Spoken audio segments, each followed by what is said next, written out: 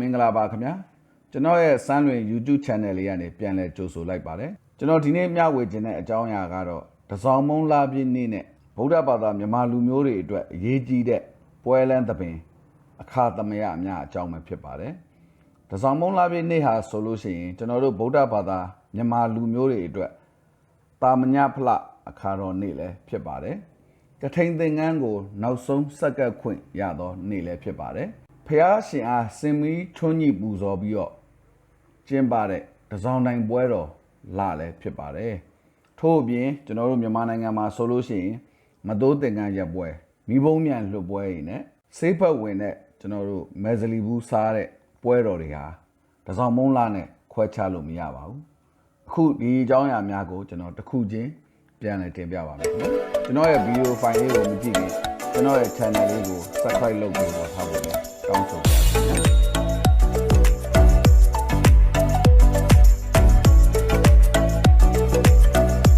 ဇော်မုံလာပြင်းနဲ့ပတ်သက်တဲ့ပွဲတော်များကိုတင်ပြတဲ့အခါမှာပထမဦးဆုံးတာမညဖလအခါတော်နေ့အကြောင်းကိုပြောပြချင်ပါတယ်တာမညဖလအခါတော်နေ့ဆိုတာမြတ်စွာဘုရားသခင်ကအဇာတသက်မင်းအားတာမညဖလတုတ်ဟောတော်ဇော်မုံလာပြင်းနေ့ကိုစားပြုပြီးခေါ်တဲ့အခါတော်နေ့တစ်ခုလည်းဖြစ်ပါတယ်မြမရိုးရာ12ရာသီပွဲတော်များအနက်မှာတစောင်းမုံလာတမှုထူးခြားတဲ့လာလည်းဖြစ်ပါတယ်ဒီတစောင်းမုံလာမှာပဲမိထွန်းပွဲတော်ကထိန်သင်္ကန်းအလူပွဲတော်မတိုးသင်္ကန်းရက်လုတ်ပူဇော်ပွဲတော်မဲဇလီဘူးတုတ်ဝင်ငါသောပွဲတော်ကြီးမနိုးပွဲတော်များအပြင်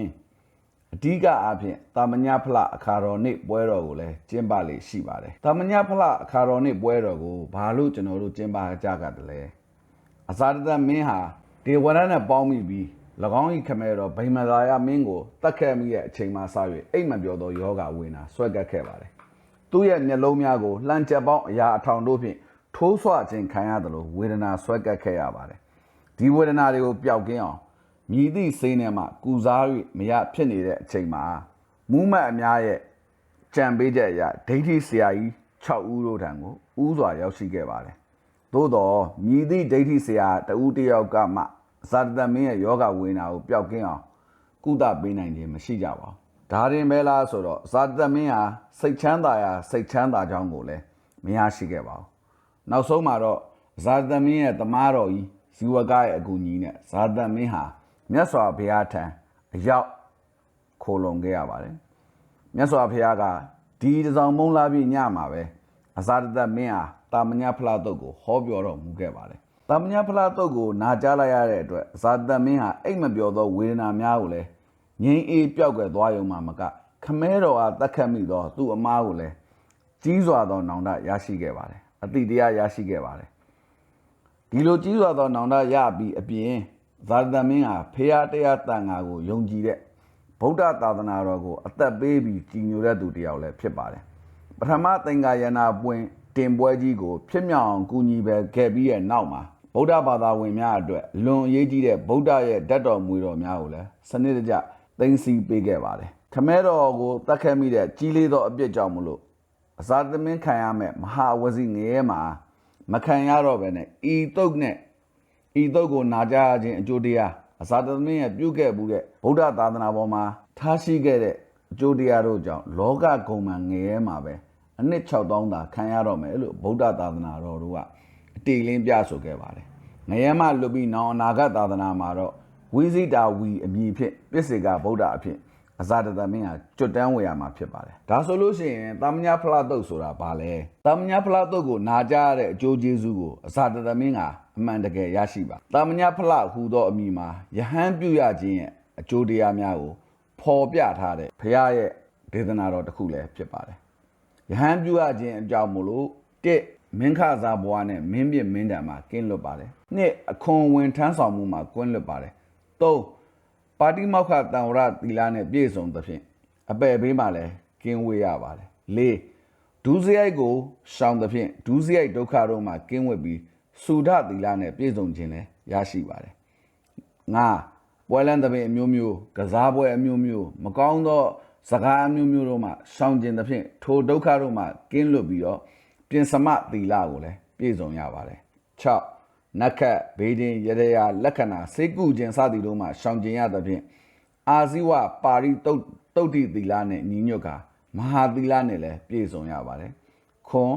အိမ်နေ6ပါး၌အကုသိုလ်မဖြစ်အောင်ဆောင်စည်းနိုင်ခြင်းနဲ့တတိပြည့်စုံခြင်းတို့လည်းရရှိပါတယ်ရှစ်တမဇင်စင်ကြင်ုံတရားနဲ့လည်းပြည့်စုံပါတယ်ကိုတန်တော်တရောင်ရဲခြင်းနဲ့လည်းပြည့်စုံပါတယ်10နိဝရဏဇံအစရှိသောကုသိုလ်တရားတို့ကိုတားမြစ်ပိတ်ပင်တတ်သောနိဝရဏတရား5ပါးတို့မှာလည်းကင်းလို့ရပါတယ်17ဇံတရားတို့ကိုလည်းရရှိရပါတယ်12ဝိဇ္ဇာ7ပါးနဲ့ပြည့်စုံရင်မတ်ဖို့ရနိုင်ခြင်းအကျိုးကိုလည်းရရှိရပါတယ်ဤသို့ယဟန်ပြုရတဲ့အကျိုးကျေးဇူးများကိုမြတ်စွာဘုရားကအဇာတတမင်းနှင့်တကွကြားနာသူအပေါင်းခေအဆက်ဆက်ဗုဒ္ဓဝါဒဝင်အပေါင်းတို့ကိုဟောကြားခဲ့တဲ့အတွက်ကြောင့်မလို့ယဟန်ပြုခြင်းအကျိုးကျေးဇူးများကိုကြားနာခဲ့ရပါတယ်ယဟန်ပြုခြင်းအကျိုးကျေးဇူးများကိုကြားနာရမှသိရှိရမှဗုဒ္ဓသာသနာတော်မှာဝင်ရောက်လာမဲ့ယောက်ျားကောင်းယောက်ျားမြတ်ယဟန်ပုဂ္ဂိုလ်များလည်းထွန်းကားပြီးတော့ဗုဒ္ဓသာသနာကအစဉ်သဖြင့်တည်တတ်နေမှာဖြစ်ပါတယ်တာမညဖလားတုတ်ခေါ်ယဟန်ပြုခြင်းအကျိုးတရားများကိုမြတ်စွာဘုရားကအဇာတတမင်းကဥတည်၍တစောင်းမုံလာပြည့်နေ့မှာဟောပြောသောအကြောင်းကိုပြု၍ဤတစောင်းမုံလာပြည့်နေ့ကိုတန်ဃာတော်များနေ့ဟူ၍၎င်းတာမညဖလားတုတ်အခါတော်နေ့ဖြစ်၎င်းသတ်မှတ်ပြဋ္ဌာန်း၍ဗုဒ္ဓဘာသာမြန်မာတို့အကြားမှာအမြဲတမ်းကျင်းပလေရှိတဲ့ပွဲတစ်ခုလည်းဖြစ်ပါတယ်ခင်ဗျာကထိန်သင်္ကန်းကတ်လူဘိုးစောပွဲတော်ဗုဒ္ဓမြတ်စွာဘုရားဇေတဝန်ကျောင်းတော်၌ဆံမြန်းနေစဉ်မှာသင်္ကန်းရှာနွမ်းနယ်ပါရှားတဲ့ပါဝေယကတိုင်းသားဗဒ္ဒညီနောင်၃ချက်ရာအကြောင်းပြု၍ကထိန်အလူဟာဖြစ်ပေါ်လာပါတယ်မြတ်စွာဘုရားဇေတဝန်ကျောင်းတော်မှာသတင်းသုံးဆောင်တော်မူတဲ့မြတ်စွာဘုရားကိုဖူးမြော်ရန်ဗဒ္ဒဝဂ္ဂိယဟန်၃ချက်တို့ဟာမိမိတို့ဝါဆိုဝါကတ်ရာတာကေတမှဝါကျွတ်သောအခါခြေလျင်ခီးဖြင့်ကြွလာကြပါတယ်မိုးလေကင်းလွတ်ခါစဖြစ်တော်လည်းပဲမိုးကြီးတဲထန်စွာရွာသွန်းသဖြင့်ယဟန်များဟာမိုးရေဆွဆွကြကုန်ပါထိုမိုးရေဆွဆွသောသင်္ကန်းဖြင့်ပင်မြတ်စွာဘုရားအားဖူးတွေးကြသောအခါထိုခီးတဲ့ယဟန်တို့ကိုအကြောင်းပြု၍ပုရိမဝါကတ်ချင်း၌ပြည့်စုံကြကုန်သောယဟန်တို့ဟာကထိန်ခင်းခွင့်ပြုကြောင်းပြညတ်တော်မူခဲ့ပါတယ်ကထိန်ခင်းခြင်းဟာဝါရင်ကာလပတ်လုံးဝါမကျိုးမပြတ်ဖဲပဝါယနာပြုသောယဟန်ရှိရာကြောင်းတိုင်း၌ကထိန်ခင်းကြရပါတယ်ကထိန်ခင်းရာမှာသင်္ကန်းတစ်ထည်ကိုဖြစ်စေအများကိုဖြစ်စေဣမံစေဝရံတန်ဂတဒေမီဤသင်္ကန်းကိုတန်ဃာတော်တို့အားလှူဒန်းပါ၏ဟုလျှောက်ထားဆက်ကလှူဒန်းရပါတယ်ကထိန်ပွဲတော်ကိုမိုးလာကုံဆက်ကထိန်ပွဲဟူသောဆိုရိုးနဲ့အညီသတင်းကြိုလာပြကျော်တရက်နေ့မှတစောင်းမုံလာပြနေ့အထိခင်းကျင်းရပါတယ်မြန်မာနိုင်ငံတွင်ပကံခေတ်အခါမှစ၍ကထိန်ခင်းခြင်းကိုကျင်းပခဲ့ရာမရှိနွမ်းပါသောယဟန်အားဖြစ်စေအကြီးဆုံးမထေရအားဖြစ်စေကတ်လူလျက်ညံသင်္ကန်းအဖြစ်အချံလူဝယ်များကိုထဲသွင်းလူဒန်းလေးရှိပါတယ်ကထိန်ခင်းရာ၌တန်ခိကစစ်ဖြစ်သည့်အတွက်အလူတကာများတွင်မြည်သည့်ပစ္စည်းကတန်ခိကပစ္စည်းမြည်သည့်ပစ္စည်းကပုဂ္ဂလိကပစ္စည်းဟုခွဲခြားလျှောက်တင်သင်ကြပါတယ်ကထိန်ခင်းခြင်း၌ငှမ်းရရှိသောယဟန်တို့မှာကထိန်အကျိုးအာနိသင်၅ပါးကိုခံစားရကြောင်းကျမ်းဂန်တို့၌ပြဆိုကြပါတယ်ကထိန်အာနိသင်၅ပါး၁အနာမန္တစာရထင်ရှားရှိသောယဟန်ကိုမပန်ကြားမူ၍မြူတွင်ရွာတွင်စွန်းဖိတ်ရအိမ်သို့သွားနိုင်ခြင်းနှစ်အတမဒါနစာရအဋိဋ္ဌံတင်ပြီးသောဆောင်သောသင်္ကန်းကိုမယူမူ၍သွားရောက်နေနိုင်ခြင်းသုံးယာဝတတစီဝရအလိုစီတိုင်းသင်္ကန်းကိုအဋိဋ္ဌံဝိကပ္ပနာမပြုမူ၍ထားနိုင်ခြင်းလေးကဏ္ဍဘောဇနထမင်းစားကြွပါစသည့်မအပ်ဆက်သောဖိတ်ကြားခြင်းရှိသောကဏ္ဍဘောဇင်ကိုစားနိုင်ခြင်းငါကထိန်ခင်းသောကြောင်းတိုင်း၌ကထိန်ခင်းပြီးနောက်တပေါင်းလာပြည့်နေ့အတွင်းတန်ဃာလူသောသင်္ကန်းလာပစိုးကို၎င်းသို့မဟုတ်သင်္ကန်းကို၎င်းထိုကြောင်းတိုင်းရှိကထိန်အနုမောဒနာပြုသောယဟန်တို့သာရနိုင်ခြင်းတို့ပဲဖြစ်ပါတယ်တစောင်းတိုင်းမိဘုံမြန်ပွဲတော်တစောင်းတိုင်းမိဘုံမြန်ပွဲတော်ကိုမြန်မာနိုင်ငံအရရက်အချို့သောဒေသများ၌အတိုင်းအတာတစ်ခုထိကျင်းပကြတော်လဲရှမ်းပြည်နယ်တောင်ကြီးမှာနှစ်စဉ်တစောင်းမုံလာပြည့်နေ့အနီးဝန်းကျင်၌ကျင်းပသည့်ရိုးရပွဲတော်တရက်လည်းဖြစ်ပါတယ်မိဘုံမြန်ပွဲတော်မှာနေမီးနှင့်ညာမီးဟူ၍နှမျိုးခွဲကာကျင်းပလေရှိပါတယ်နေပိုင်းတွင်တော့အလှလွတ်မိဘုံမြန်များအများအားဖြင့်တရိษံရုပ်ပုံများနှင့်ညလွတ်မီးများမှာမူညာမီးချင်းနှင့်စိန်နှပံဟူ၍နှမျိုးရှိပါတယ်ညာမီးကြီးမှာမိဘုံမြန်အောက်ဆွဲတွင်ရန်ခွေပါဝင်ပြီးမိဘုံမြန်ပြန်တက်သည့်အခါအမျိုးမျိုးသောမိရှုမိဘများပြစ်လွတ်ခါညမြင်ကွင်းကိုအလှဆင်သည့်အတွက်ကြောင့်မလို့၎င်းကိုညာမီးသည်ဟုခေါ်ကာတင်လွတ်ကြပါတယ်စိန်နှပံမိဘုံမြန်မှာမူမိဘုံမြန်အပြင် ကိုယ်တယ်ပေါ်၌အောက်၌မိဘုံရောင်မျိုးမျိုးဆွဲကရုပ်ပုံများတော်၎င်းစလုံးပုံများတော်၎င်းပုံဖော်ပါလွတ်တင်ကြသည့်မိဘုံမြန်အမျိုးအစားလည်းဖြစ်ပါတယ်မြန်မာနိုင်ငံလုံးတွင်တောင်ကြီးတစ်စောင်းတိုင်းမိဘုံမြန်ပွဲတော်သည်မြန်မာပြည်မှခီးသွားဖျားဘူးဧည့်သည်မှာပါမကကဘာလဲခီးသွားများပါစိတ်ဝင်စားရတဲ့လွန်ထင်ရှားသောတစ်စောင်းမုံလတစ်စောင်းတိုင်းမိဘုံမြန်ပွဲတော်ပဲဖြစ်ပါတယ်ခင်ဗျာ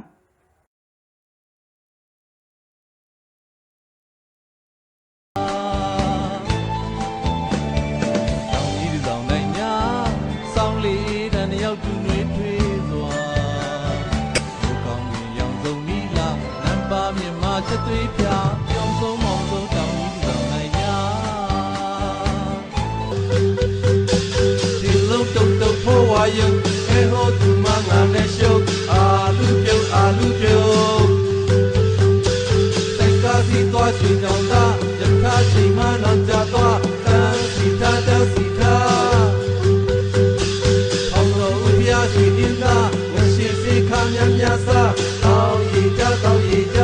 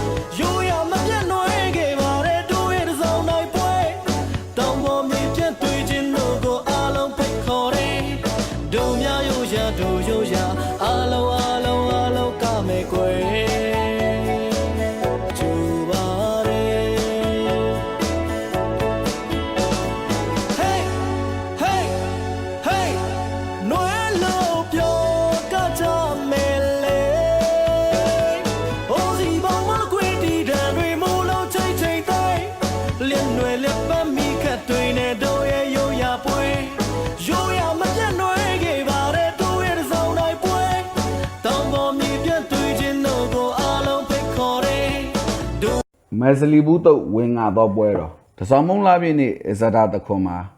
ကောင်းငင်ကျဲနက်ခတ်တာယာတို့စုံလေးရှိပါတယ်ကောင်းငင်ကျဲနက်ခတ်တာယာတို့စုံလေးရှိသောအခါမှာနွယ်မတ်တစ်ပင်တော်ဆေးဘက်ဝင်တယ်လို့မြန်မာတို့အဆိုရှိခဲ့ကြပါတယ်ထို့ကြောင့်မလို့တစောင်းမုံလာပြည့်နေ့ညတစောင်းတိုင်းပွဲတော်အခါသမယမှာဖူးပွင့်ဝင်နေသောမယ်စလီဘူးတို့ကိုခူးကာပြုတ်ကာတုတ်ကာနဲ့မိမိတို့ရဲ့ချစ်ခင်ရင်းနှီးရသောလူများမိမိပတ်ဝန်းကျင်ရှိသူများကိုမယ်စလီဘူးတုတ်ဝင်ငါသောဓလေ့မှာလည်းမြမရိုးရာဓလေ့ပွဲတော်တစ်ခုဖြစ်ပါတယ်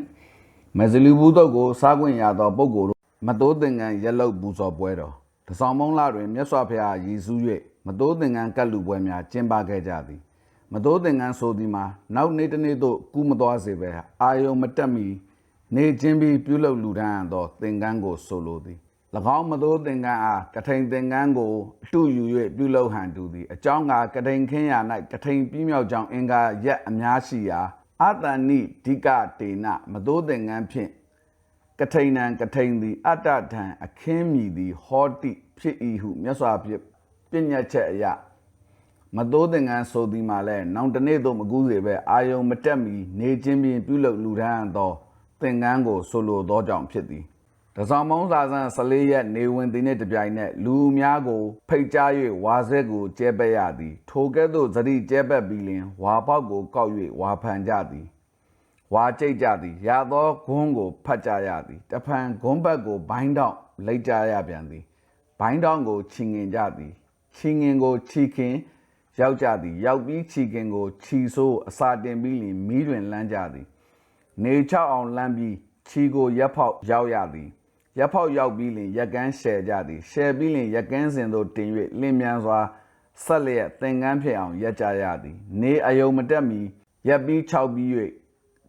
ရက်ပြီးချုပ်ပြီး၍ရသောသင်ကန်းကိုမြတ်စွာဘုရားအားရည်စူး၍ကတ်လူကြရာထိုသင်ကန်းကိုမသိုးသင်ကန်းဟုခေါ်တွင်ကြပါသည်ယခုအခါမသိုးသင်ကန်းရက်ပြိုင်ပွဲကျင်းပသောမြို့ရွာဖျားเจ้าများမှာနေပါသွားတော်လဲရန်ကုန်ရွှေတကုံစေတီတော်မြတ်ကြီးတွင်နှစ်စဉ်နှစ်တိုင်းမပြတ်မကွက်ကျင်းပလျက်ရှိသည်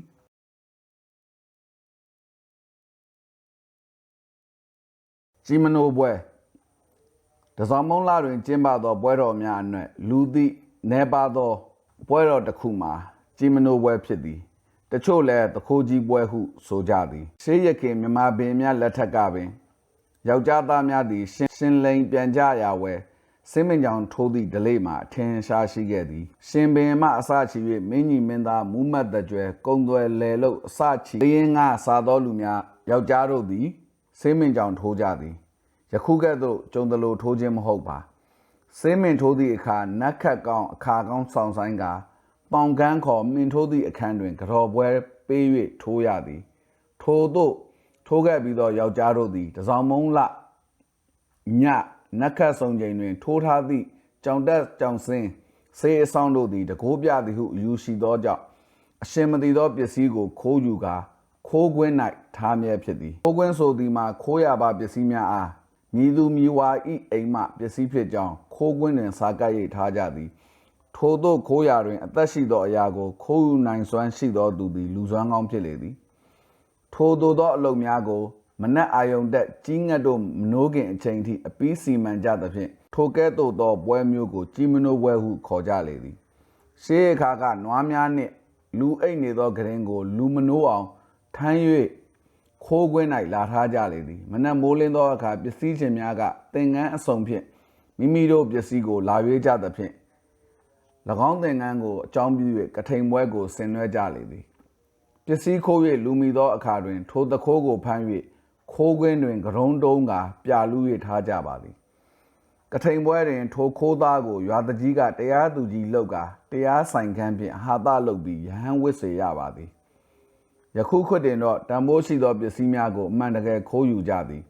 အပြောင်ပြက်သဘောမျိုးဖြင့်ခိုးယူရမှနောက်ပိုင်းတွင်အပြက်ဖက်သို့ဥတီလာကြသည်ကိုသိကြမှာပါကြီးမနိုးညအပြီးတွင်လမ်းမများပေါ်ဆိုင်းဘုတ်များချအမိုင်များပြန်ကျဲသည့်အပြင်လမ်းသားလမ်းလာတို့အနောက်ရှက်ဖြစ်စေရန်အတားအဆီးများချထားသည့်မြင်ကွင်းများလည်းမကြာခဏမြင်လာရသည့်အတွက်ကြီးမနိုးပွဲဤရတာပျက်စီးသွားပြီဟုထင်မြင်မိပါသည်တကယ်တော့တစောင်းမုံလာပြည့်ညတွင်ဖြစ်သောပွဲမှာကြီးမနိုးပွဲသာဖြစ်ပါသည်တခိုးကြီးညမဟုတ်ပါထို့ကြောင့်မိတ်ဆွေတို့ကိုသိစေလိုသည့်စေနာအမှန်ဖြင့်မျှဝေလိုက်ရပါသည်အခုတော့ကျွန်တော်တစောင်းမုံလာမှာကျင်းပလေးရှိတဲ့ပွဲတော်များအကြောင်းကိုစုံစုံလင်းလင်းပြောခဲ့ပြီးပါပြီမိတ်ဆွေတို့အနေနဲ့ရောဘယ်ပွဲတော်ကိုဘလို့ကျင်းပခဲ့လဲဆိုတာဘလို့ပါဝင်ဆောင်ရွက်ခဲ့လဲဆိုတာဒီရဲ့ comment box မှာ comment ပေးဖို့ကျွန်တော်တောင်းဆိုပါရစေယခုလိုကျွန်တော်ရဲ့ဗီဒီယိုဖိုင်လေးကိုကြည့်လို့မိတ်ဆွေတို့တစုံတရာအကျိုးကျေးဇူးဘုဒ္ဓရမယ်ဆိုလို့ရှိရင်ကျွန်တော်ရဲ့ Sunlin YouTube channel လေးကို subscribe လုပ်ပေးပါပြောပေးရစေခင်ဗျာနောက်ဗီဒီယိုတွေမှာဆက်လက်တွေ့ကြပါ